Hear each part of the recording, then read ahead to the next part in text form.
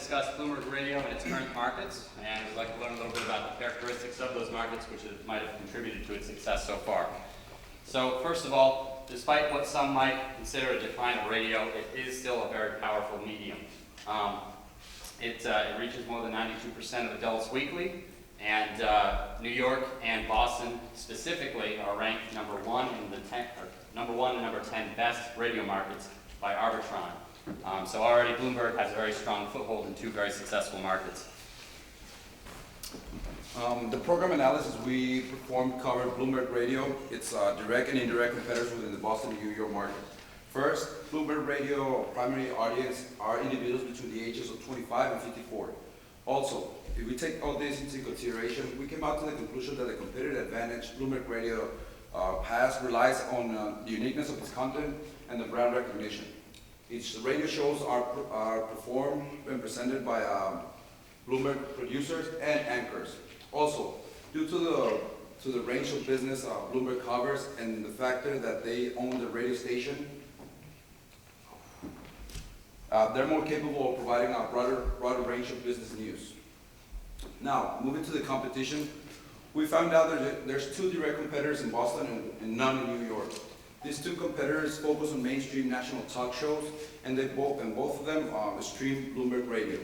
For the direct competition, we found there's 4 in Boston and 11 in New York, which one is FM station.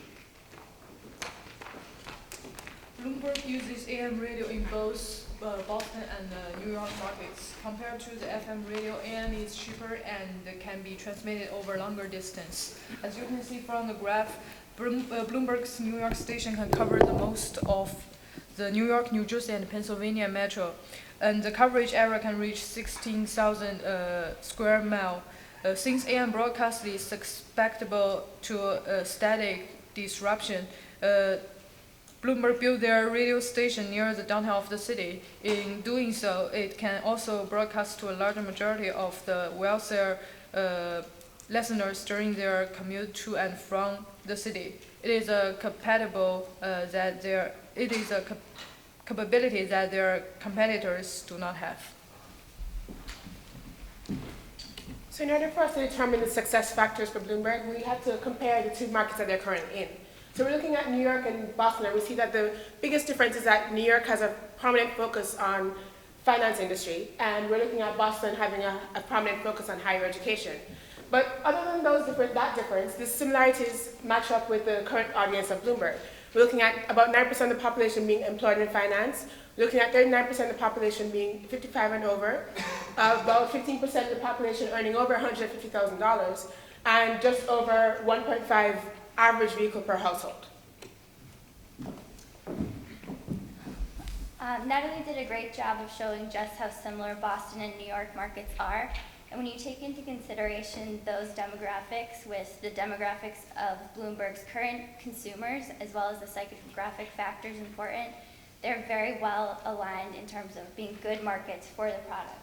So on the right, you can see the consumer groups we've chosen to be representative of these markets in these cities. So we've established that the target markets we're looking at are affluent people. Next thing that we did is starting to find out the commute types of these target segments. We matched, we compared the home value heat map with commute times, and what we see was not surprising. That in fact, people who live in wealthier areas have longer commute times, from 20 to 40 minutes to work. Some interesting facts that we found out helped us to show that a lot of people in these two cities commute alone, and the majority of them actually listen to AM and FM radio.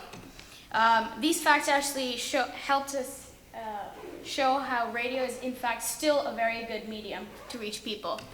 Our next step was to find out what these people actually listen to.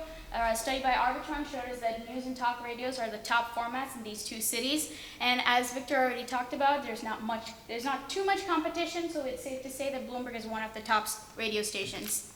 To conclude, we can clearly see how each of the factors that my teammates talked about build up to one another to show the reasons for success for Bloomberg Radio in both Boston and New York. First of all, these two cities have the psychographic and demographics of people who are looking to find the information that Bloomberg programming provides. The programming itself is of excellent quality, and so as a result, it does not have too much competition. And finally, as I just explained, the affluent people generally have longer commute times, and they spend majority of time getting their financial information from radio stations such as Bloomberg. And this is why we believe Bloomberg Radio has been successful in both Boston and New York. Thank you.